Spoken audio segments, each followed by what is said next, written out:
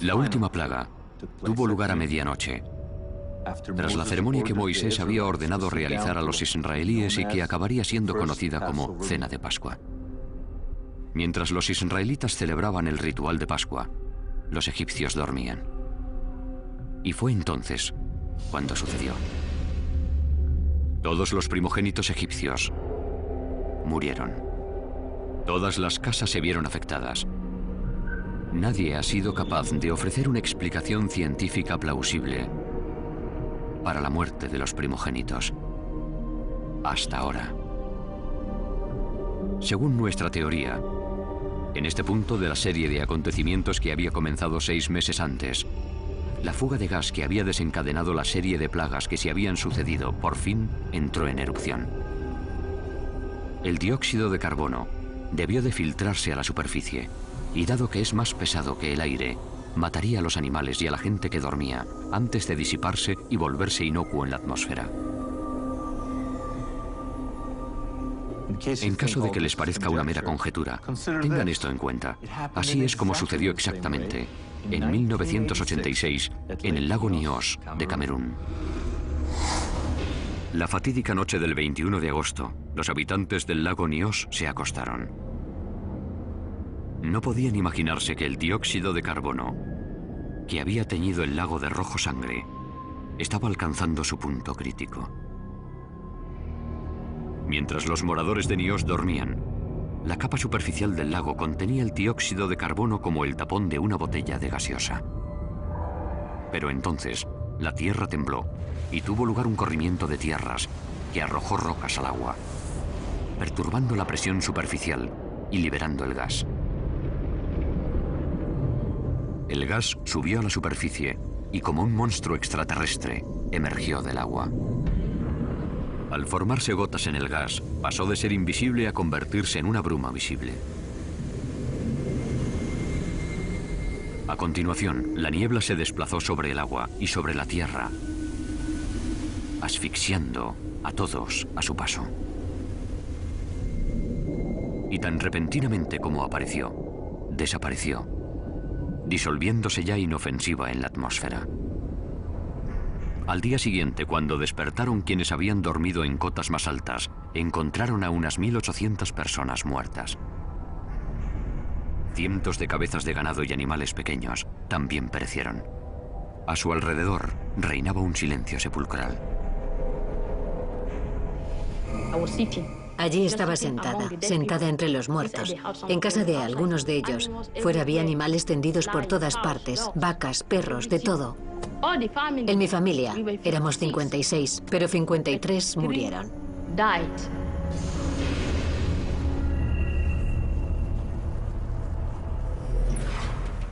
Tras la muerte de los primogénitos, el faraón acabó por transigir, permitiendo a Moisés que sacara a su pueblo de Egipto.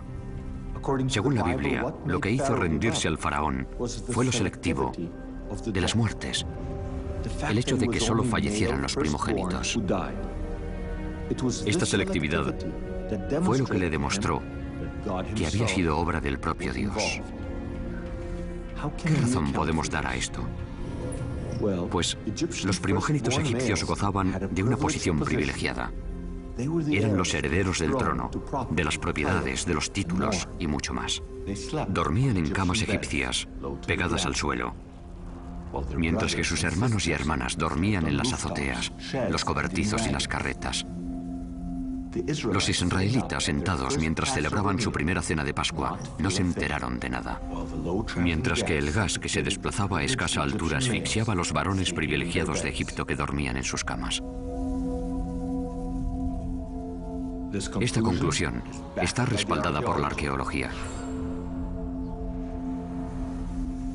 En Avaris, el profesor Manfred Wittak ha encontrado tumbas colectivas datadas antes y después de las fechas que proponemos para el Éxodo. Las tumbas más tempranas son clásicos ejemplos de antiguas epidemias que mataban a hombres, mujeres y niños.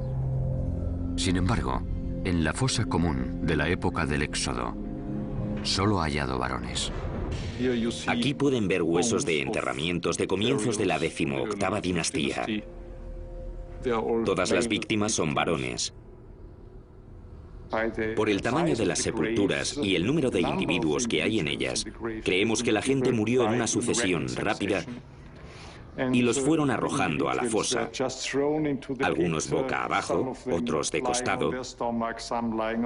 Algunos enterramientos solo se encontraban a 20 centímetros de profundidad y apenas estaban cubiertos por un poco de tierra.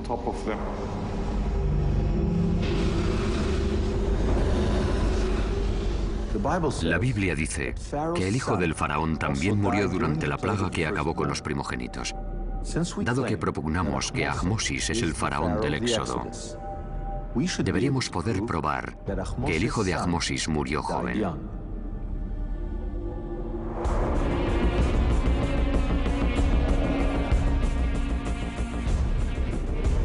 Buscando en el Museo del Cairo, dimos con el hijo de Ahmosis. El príncipe había muerto prematuramente. Tan solo tenía 12 años. Por primera vez en la historia, podemos poner un rostro y un nombre a una víctima de las plagas bíblicas.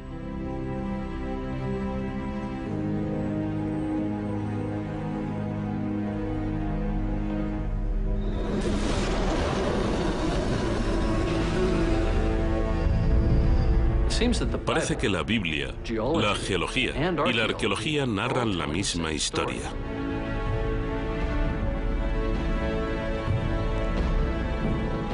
Pero los escépticos, quienes prefieren considerar el Éxodo un mito, quizás se resistan a aceptar que realmente tuvo lugar, ya que eso implicaría que Dios, en efecto, existe. Los creyentes, en cambio, quizá piensen que una explicación científica del relato bíblico descarta la intervención de Dios.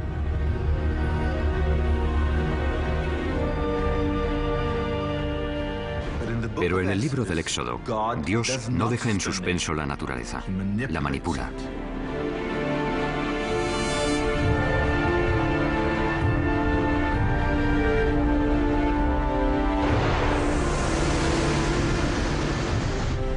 En otras palabras, según la Biblia, deberíamos ser capaces de comprender los hechos científicos que subyacen en los portentos.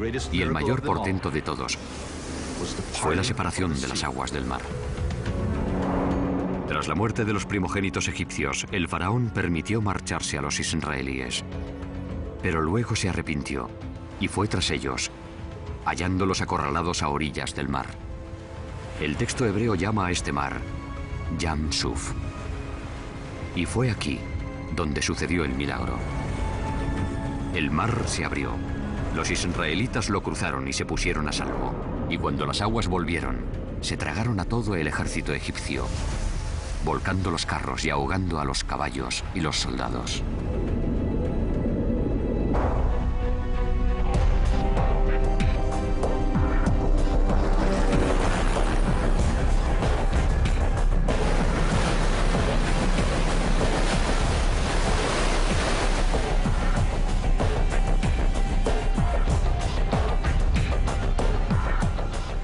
Durante años, los exploradores han buscado pruebas del prodigio de la separación del mar.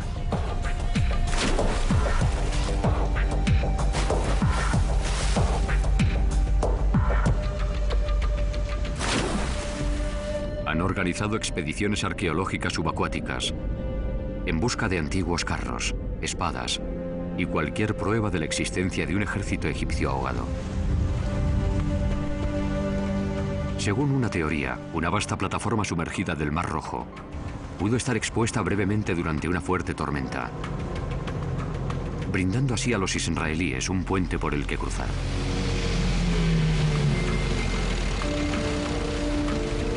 Sin embargo, la búsqueda siempre ha sido infructuosa. ¿Quién se iba a imaginar que en lugar de sumergirnos, debíamos ir en coche?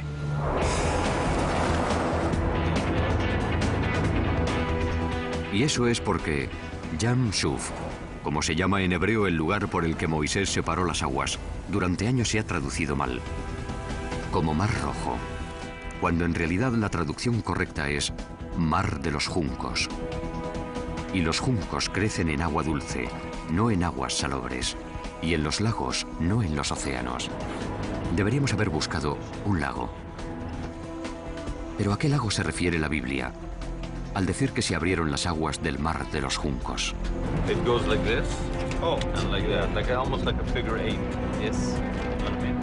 Sirviéndonos de nuestra datación del Éxodo, recurrimos a un antiguo artefacto que señala la ubicación exacta de Yam Suf.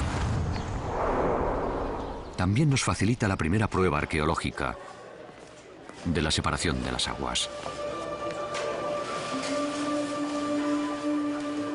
En un monumento granítico hallamos una inscripción jeroglífica que narra todo el Éxodo desde el punto de vista del faraón. La Biblia llama rey a Moisés. En este epigrama, Moisés recibe el apelativo de príncipe del desierto. La Biblia llama a los israelitas el pueblo de Dios, la lápida, los malvados. Y entonces, la inscripción de granito corrobora el milagro de la separación del mar. La comprensión del símbolo está al alcance de cualquiera. 3 olas y 2 cuchillos, el mar separado. Los 3 signos que representan el agua, uno sobre otro, suelen aplicarse a diversas masas acuáticas. Pueden designar el Nilo, pueden designar una marisma, pueden designar el mar. Pero lo que no es tan común es que el término se combine con esos 2 cuchillos. El hecho de que aparezcan los 2 cuchillos asociados con él podría sugerir que esta agua está cortada, que esta agua está dividida. Podría tratarse de una alusión a las aguas del Mar Rojo o del Mar de los Juncos que se abren en el capítulo 14 del Éxodo. A fin de examinar mejor el texto, sacamos un calco del jeroglífico y resulta que el relato egipcio no solo menciona la partición del mar, también menciona el punto exacto donde el mar se abrió.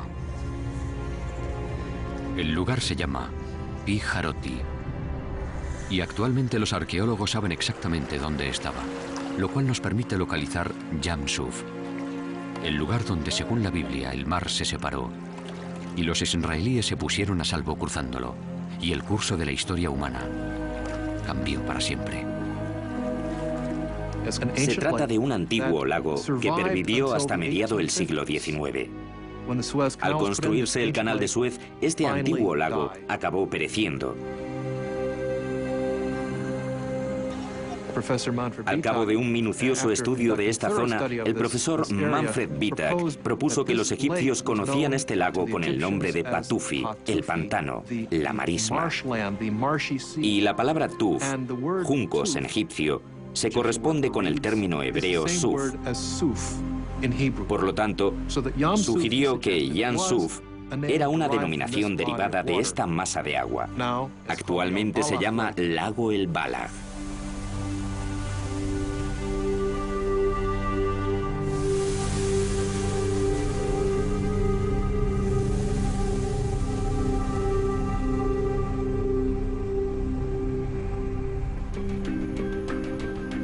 Bajo la siempre vigilante mirada de las autoridades egipcias, viajamos al lago El Balaj, el lugar exacto donde creemos que tuvo lugar uno de los mayores portentos de la Biblia.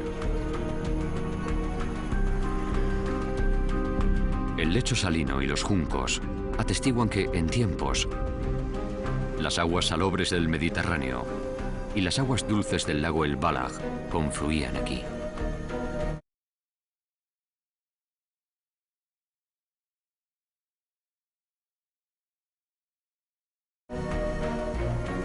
Detrás de mí se encuentra lo que queda del lago El Balaj. Pueden ver las marismas salinas, pueden ver los juncos. Toda esta zona estuvo ocupada por un gran lago, o mar. Pero debido al canal de Suez, hoy se puede caminar o viajar en coche por el mar de los juncos. Uno de los problemas que tiene la mayoría de la gente hoy en día es que saca un mapa y trata de situar los lugares de los que habla la Biblia. Pero no se puede usar un mapa moderno. Hay que utilizar un mapa 3000 años más antiguo. Y esto lo estamos solucionando por medio de imágenes captadas desde un satélite en las que se puede ver las depresiones de los antiguos lagos. De modo que ya podemos comenzar a determinar cómo era el norte del delta del Nilo hace 3500 años. Identificar la situación precisa de Yam Suf significa que, por fin, podremos explicar el milagro de la separación del mar. Esta foto tomada desde un satélite demuestra claramente que el lago El Balaj se encuentra cerca del borde del delta del Nilo, donde el cieno se acumula y se desploma de cuando en cuando. Cuando el faraón perseguía a los israelíes hasta las orillas del lago El Balaj, la fortísima actividad sísmica que había provocado las 10 plagas y la erupción de Santorini ahora haría que el delta comenzase a deslizarse hacia el Mediterráneo oriental. Y al desplazarse varios millones de toneladas de tierra, el borde de la plataforma continental africana, ahora libre de su carga,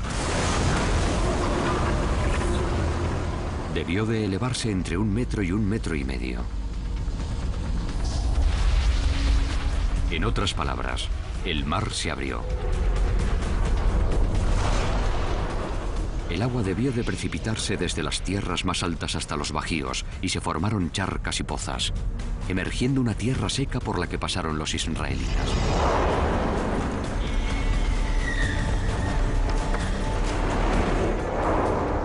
En aquellos momentos, la continuación de la actividad sísmica u otro hundimiento del delta provocaría un gran tsunami que rompería contra la costa.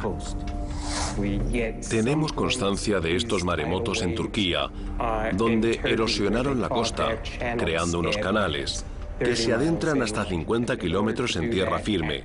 Y para hacer eso con una costa, las olas debieron de alcanzar la mitad de la altura del Empire State Building, más de 200 metros.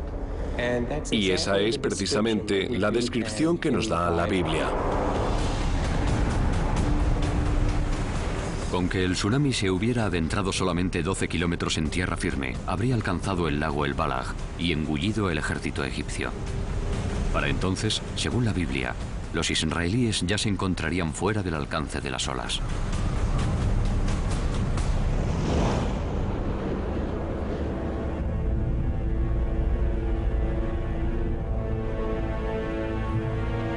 Resulta que algunos de quienes siguieron a Moisés a través del mar abierto y después hasta el monte Sinaí, no lo acompañaron hasta la tierra prometida. Embarcaron y emprendieron un desconocido éxodo hacia Grecia. ¿Cómo es que nadie ha reparado en ello? Porque a nadie se le ha ocurrido ir a Grecia en busca de pruebas de algo acaecido en Egipto. De hecho, hasta hace bien poco, apenas si había evidencias arqueológicas de contactos entre la civilización minoica de la antigua Grecia y Egipto en tiempos de Moisés. Todo eso cambió gracias a 2 grandes hallazgos. El primero tuvo lugar en 1972, cuando excavando bajo las cenizas de Santorini, los arqueólogos realizaron un asombroso descubrimiento que relaciona esta región del mundo con el Éxodo. Hallaron unas insólitas pinturas murales de estilo minoico. Lo increíble es que en ellas aparece un mapa que traza el itinerario de un antiguo viaje entre Egipto y Grecia. La escena en su conjunto puede considerarse el primer mapa, el mapa más antiguo del mundo. El mapa es impresionante. Los colores conservan la viveza de hace 3500 años. Representa un épico crucero de Egipto a Santorini. El viaje incluye una terrible tempestad en el mar. Retrocediendo aún más, vemos que los antiguos marinos dejaron atrás la fauna y las palmeras del delta del Nilo. A continuación, el trayecto sigue río arriba y finaliza en una ciudad mágica, situada en una especie de isla fluvial. La misteriosa ciudad está rodeada por unas altas murallas y en ella hay edificios de varias plantas, elegantes damas que se asoman desde las azoteas y un próspero puerto. En aquella época, en Egipto solo había un puerto que encaje con la ciudad del mapa, la fabulosa Avaris. Hasta finales del siglo XX, no se hallaron pruebas arqueológicas de contactos entre Avaris y los minoicos de Santorini. Pero entonces, en 1992, se descubrieron en Avaris unas pinturas minoicas perfectamente conservadas, que demostraron que, en tiempos bíblicos, la urbe no solo estaba poblada por israelitas, sino también por gentes procedentes de la antigua Grecia. La mayoría de la gente no se da cuenta de que no solo hubo contactos entre el mundo minoico y los egipcios, sino que además fue una relación muy intensa. Contactos en el comercio, transmisión de ideas. Los egipcios consideraban a los minoicos la única civilización verdaderamente civilizada aparte de la suya. No tenían una presencia militar en Egipto, en realidad su presencia era comercial. De modo que ya sabemos que existía un contacto íntimo entre Grecia y Egipto en tiempos del Éxodo. Por lo tanto, es perfectamente razonable suponer que algunos seguidores de Moisés procedían de la zona de la antigua Grecia. Y es bastante posible que algunos de ellos regresaran a Grecia tras el Éxodo.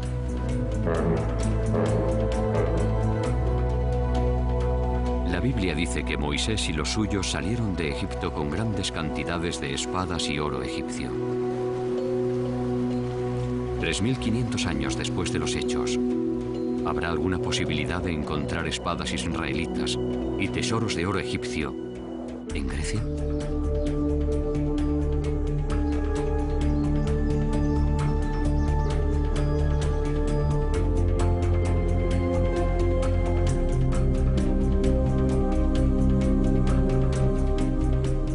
Esto es Micenas, situada a 50 kilómetros de la Grecia continental. En 1876, el famoso arqueólogo Heinrich Schliemann, el descubridor de Troya, efectuó en Micenas un hallazgo que conmovió al mundo. Dio con tumbas de 3.500 años de antigüedad.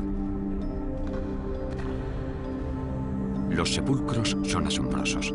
Cuentan con largos pozos que desembocan en cámaras abovedadas. Se construyeron al pie de una montaña, de silueta piramidal.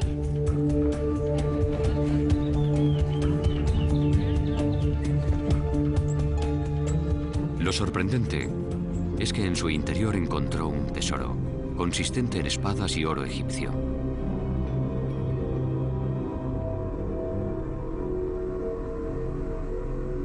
Schliemann creyó que el oro pertenecía a Agamenón, el personaje homérico que suscitó una guerra contra Troya a causa de la hermosa Helena.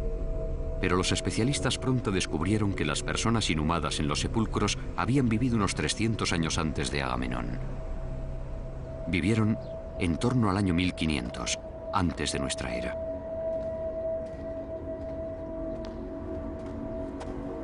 ¿Es posible que aquí yacieran algunos de los seguidores de Moisés? La respuesta se halla en las lápidas, que hoy sabemos que se colocaron sobre las cámaras funerarias. El significado de las imágenes de las losas jamás se ha descifrado. Hasta ahora.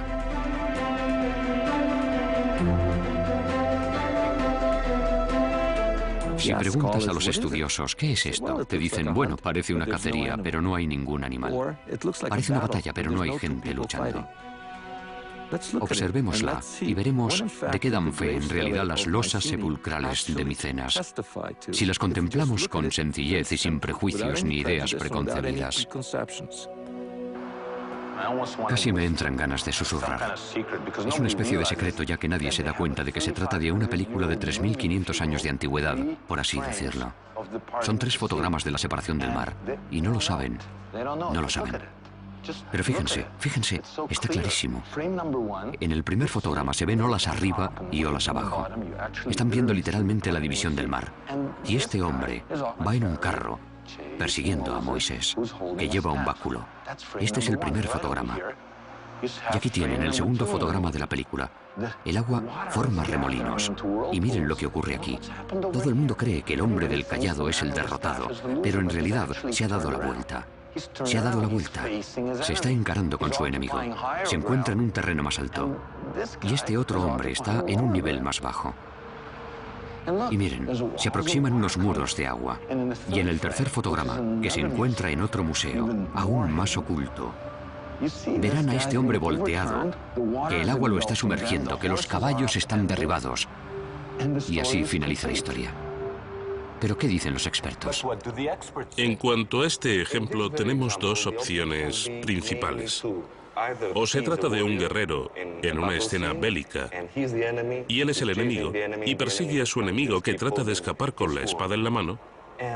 Y la segunda alternativa podría ser una carrera de carros. Este hombre se trata de una especie de Juegos Olímpicos antiguos. Este hombre es un juez y este otro está compitiendo. Él empuña una espada también. Y él empuña una espada. No tiene mucha pinta de espada. A mí me parece más bien un báculo. Sí. En este caso, es una representación abstracta. No es una imagen naturalista con que no podemos decir gran cosa. Para comprender lo que está ocurriendo aquí, lo único que hay que hacer es tomar esta imagen tridimensional que se ha reducido a una sola dimensión y darle volumen, darle volumen. Y lo que obtenemos es la historia bíblica.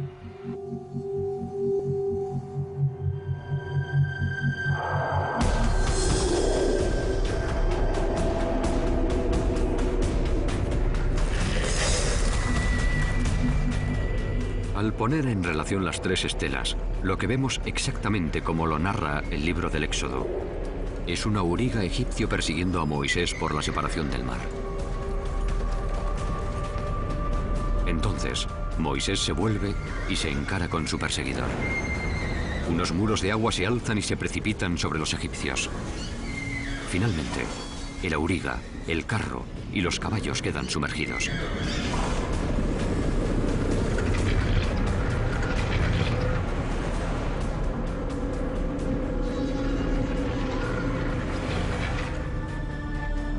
Aquí tenemos, grabado literalmente en piedra, un relato visual de una historia bíblica que se remonta a los mismísimos tiempos de Moisés y el Éxodo.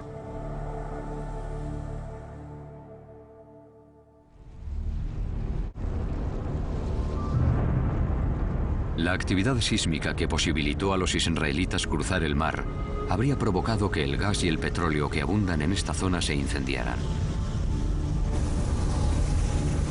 Lo que Moisés y los suyos debieron de ver, tal y como dice la Biblia, es una columna de humo de día y una columna de fuego de noche que los guiaba hacia el desierto.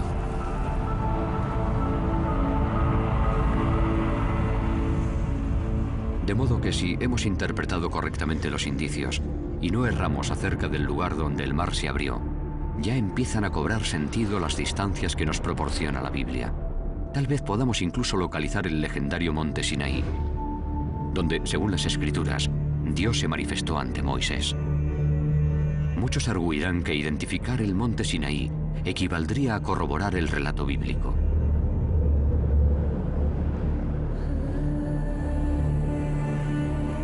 Durante miles de años, los aventureros han tratado de dar con la esquiva montaña y siempre han acabado en un lugar erróneo.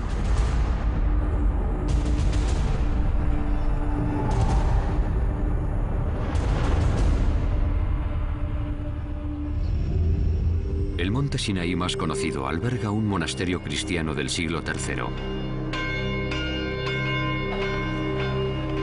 Se trata de una elevada montaña situada al sur de la península del Sinaí. Y aquí es a donde acuden en masa los turistas. El lugar solo tiene un problema. No reúne un solo criterio bíblico. Queda muy a trasmano de las principales rutas que atraviesan la península. No está nada cerca de Israel, a donde se dirigían los israelitas. No existe un solo llano donde pudieran acampar cientos de miles de israelitas. Y dado que el terreno es granítico, Apenas si hay vegetación para alimentar a los rebaños, ni agua para las personas. Con que, ¿dónde está la montaña de Dios? Al seguir a Moisés por el desierto, solo pudieron seguir una de las 4 rutas principales. La septentrional, la meridional o alguna de las 2 centrales. La Biblia dice expresamente que no fue la ruta del norte. La orografía descarta la del sur, dejándonos solo las 2 centrales, que confluyen para formar un solo camino que conduce a la tierra de promisión.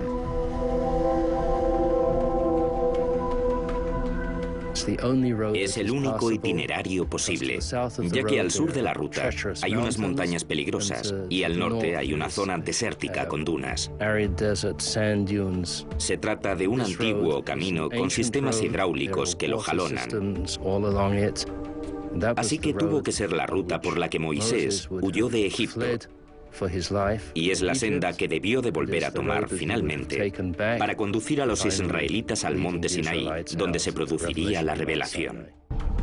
La Biblia nos brinda 3 coordenadas para situar el monte Sinaí. Primera, según el itinerario bíblico, el monte Sinaí se encuentra a 14 jornadas de marcha de un lugar llamado Elim. Elim hoy puede identificarse fácilmente con un lugar situado al sur del lago El Balaj, que hoy se llama los manantiales de Moisés. Si una muchedumbre no puede avanzar más de 15 kilómetros diarios, podemos trazar un arco que nos adentre 210 kilómetros en el desierto. Esto nos da nuestra primera coordenada. El Éxodo, en su capítulo 3, versículos 1 y 2, dice que Dios se manifestó ante Moisés en forma de zarza ardiendo en el monte Sinaí. En aquellos momentos, Moisés estaba pastoreando las ovejas de su suegro, sacerdote de Madián. Por consiguiente, el monte Sinaí tiene que encontrarse en la zona de pastos de los madianitas. El problema es que los madianitas vivían en Arabia Saudí, no en la península del Sinaí, salvo en un lugar llamado Timna.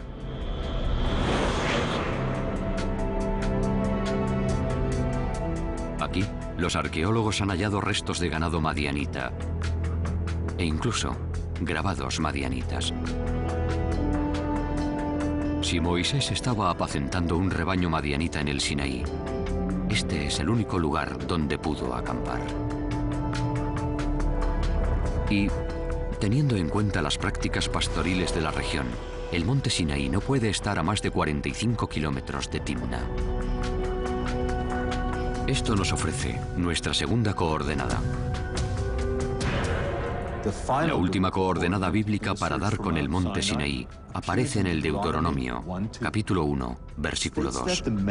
En él se dice que la montaña de Dios está a 11 jornadas de un lugar llamado Kadesh Barnea. Actualmente, casi todos los arqueólogos identifican el Kadesh Barnea bíblico con el oasis de Tel el Kudeirat, sito en la región septentrional del centro de la península del Sinaí. Usando como antes los 15 kilómetros por jornada como medida, ya podemos trazar nuestro último arco en el desierto, 165 kilómetros desde Kadesh Barnea, lo que nos deja un área muy pequeña que concuerda con todas las coordenadas bíblicas. No obstante, pese a su reducido tamaño, en ella hay muchas montañas. Pero hay una pista que podría ayudarnos a precisar de qué pico se trata.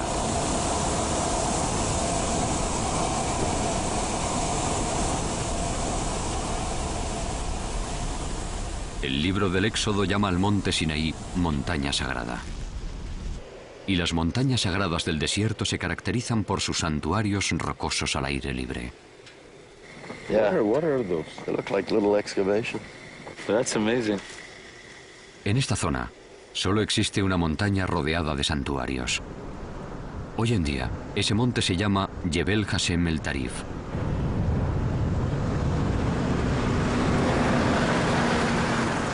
Very distinct, that second piece, okay? Right there.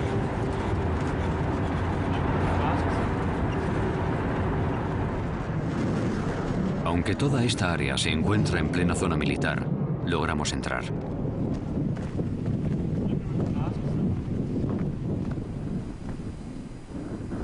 Esta montaña reúne perfectamente todos los requisitos del monte Sinaí.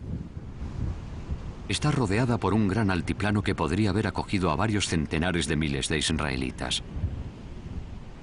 Es fácilmente accesible. Está situada literalmente junto a la carretera que atraviesa el Sinaí, que sigue el recorrido de la antigua ruta.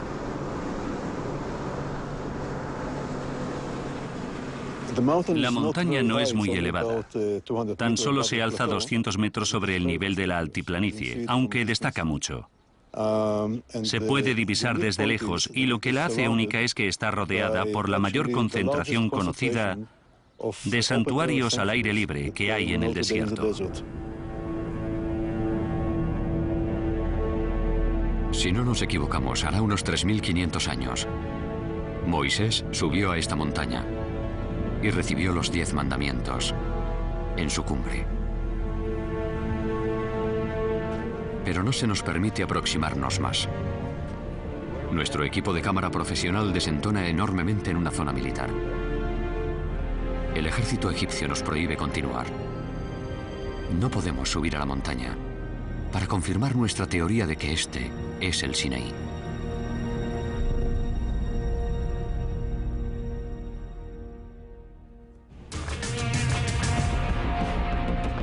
Pero regresamos sin equipo de filmación y pertrechados únicamente con una pequeña cámara. Pudimos ascender hasta la cima, en busca de pruebas de que esta es la montaña donde Dios entregó a Moisés los 10 mandamientos.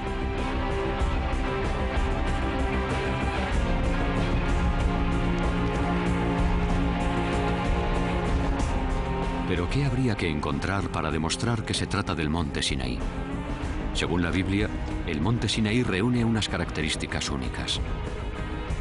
Si esta es la montaña, debería tener una gran hendidura, un podio natural desde el que Moisés pudiera dirigirse a su pueblo.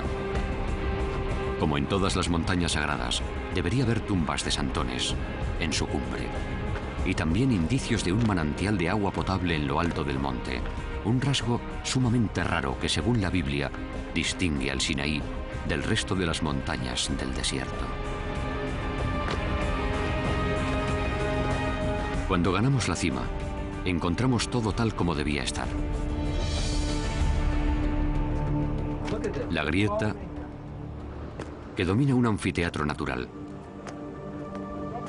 Desde aquí, la voz de Moisés debió de oírse a varios kilómetros de distancia.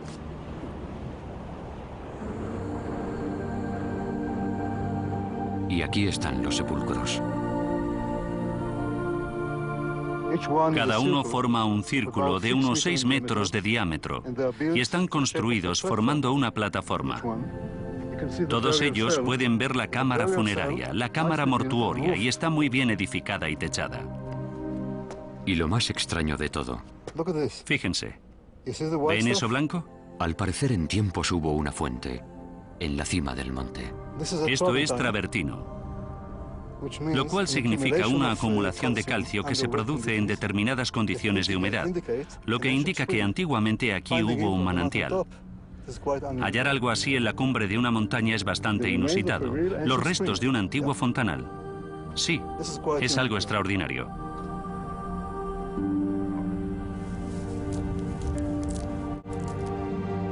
Todos los indicios señalan que esta montaña es el monte Sinaí, donde, según la Biblia, por primera vez se oyeron las palabras hoy cinceladas en la imaginación humana. Yo soy Jehová, tu Dios, que te saqué de la tierra de Egipto, de casa de siervos. No tendrás dioses ajenos delante de mí. No te harás imagen, ni ninguna semejanza de ellos.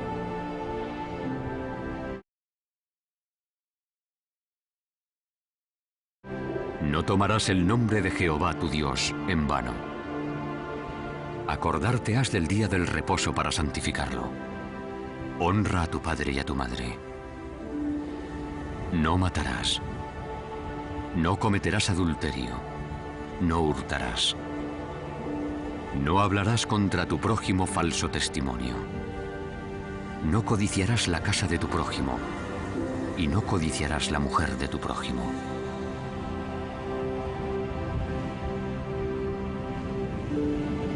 Según la Biblia, Moisés copió los 10 mandamientos en unas tablas de piedra y las guardó en una caja de oro, el Arca de la Alianza.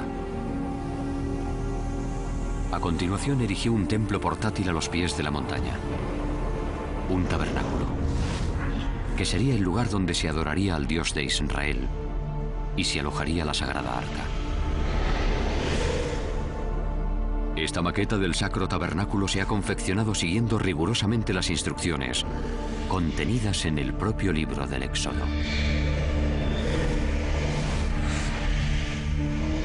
En tiempos del Éxodo, al aproximarte a la entrada, te encontrarías ante una cortina de 7 metros de altura. Según las antiguas fuentes judías, las cortinas estaban decoradas con leones alados o grifos, unos seres habitualmente asociados con la antigua Grecia.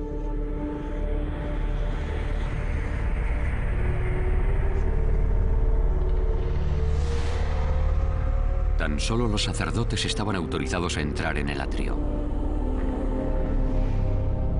Y aquí había un altar de 4,5 metros de altura, destinado al sacrificio de animales. Cotidianamente, los sacerdotes llevaban a cabo el ritual de subir los animales por la rampa. A continuación, con la sangre de las víctimas se ungían los cuernos del altar.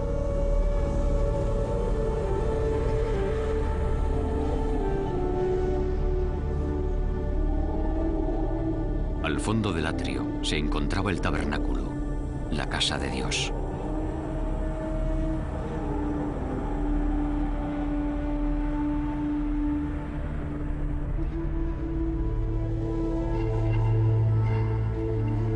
Solo Moisés, su hermano Aarón y los hijos de Aarón entraban en él.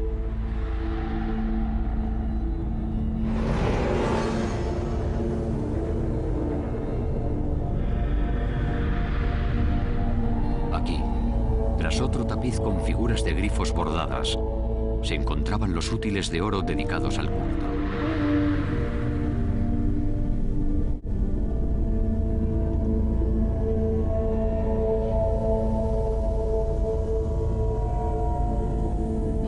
Y detrás estaba el Sancta Sanctorum. En él solamente se custodiaba un objeto, el objeto supremo, el Arca de la Alianza.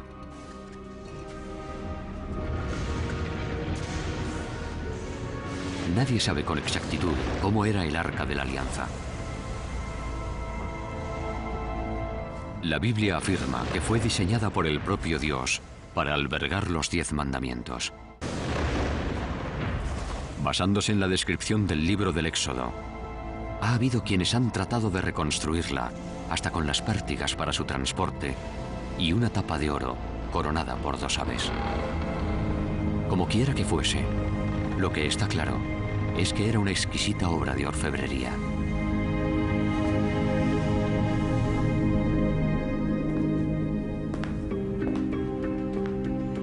La Biblia dice que la tribu de Dan ayudó a fabricar el arca de oro. Es una mera coincidencia que Homero llame a las personas enterradas en Micenas Danoi. Es posible que entre los objetos de oro hallados por Schliemann en Micenas haya una imagen del arca realizada por los danitas que confeccionaron la caja que en tiempos contuviera los 10 mandamientos.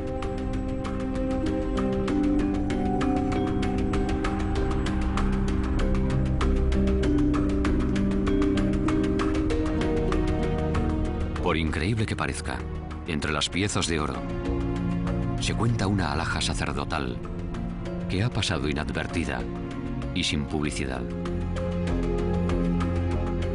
Hasta ahora, los expertos han supuesto que es la representación de un solo objeto. Pero creemos que se trata de una imagen realizada hace 3.500 años de 3 objetos legendarios vistos de frente.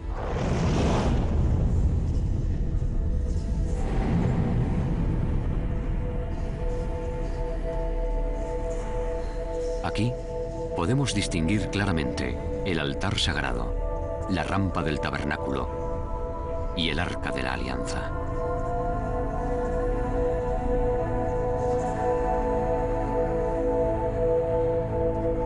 Al fin, sabemos cómo era el arca de la alianza.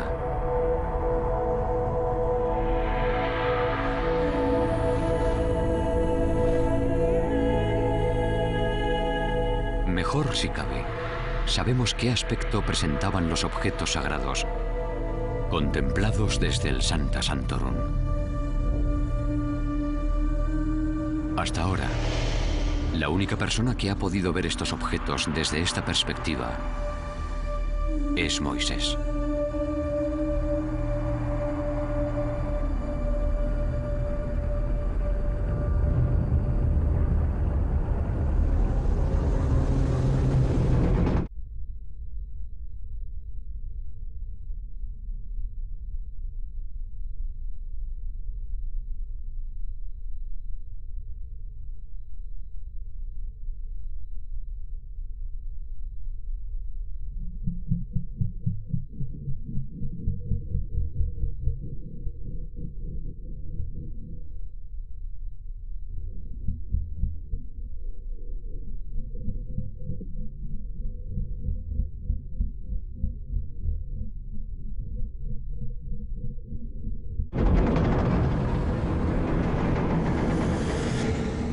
Al comienzo de este viaje nos hacíamos esta pregunta. ¿El éxodo bíblico es en realidad o ficción? Creo que se han aportado datos convincentes que avalan que el éxodo es un hecho histórico. Se nos han mostrado por vez primera antiguos jeroglíficos y epigramas que representan la separación de las aguas. Se han explicado las plagas bíblicas y las pruebas arqueológicas y geológicas de que realmente tuvieron lugar. Hasta hemos ascendido al auténtico monte Sinaí. Y por último, Jakobovich ha revelado el que seguramente sea el descubrimiento del milenio, una imagen de oro del Arca de la Alianza. Pero creo que debemos concluir nuestro viaje, tal como lo emprendimos, con una pregunta. ¿Todo esto ocurrió a resultas de unos tremendos cataclismos geológicos desencadenados exclusivamente por la naturaleza? ¿O los terremotos, los volcanes y los tsunamis se debieron a la intervención divina, cuando Dios decidió liberar a una nación de la esclavitud y forjar una nueva alianza con la humanidad?